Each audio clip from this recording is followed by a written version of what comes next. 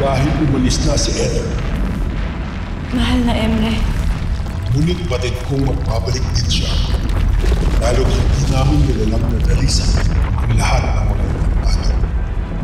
Cassiopeia, ikaw ang nagdiwatang nagdaraan sa maraming pagsubok upang sa kalaunan ay maging gaya ko rin isang akala.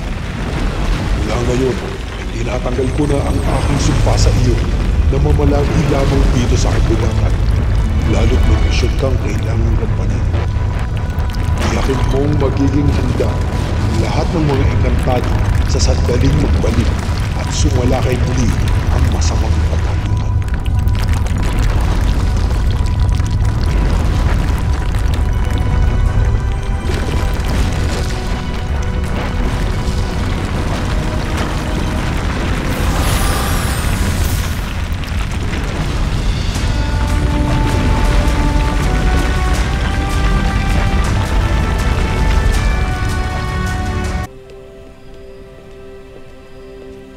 Rena,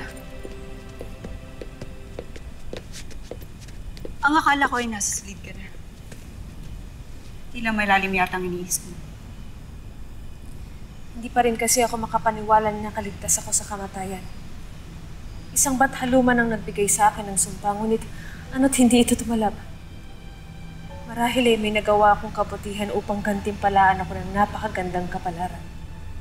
Marahil ay ganun na nga, Pirena.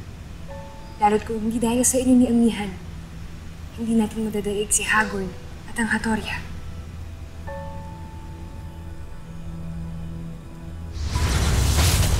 Serai di Sangres. Cassiopeia,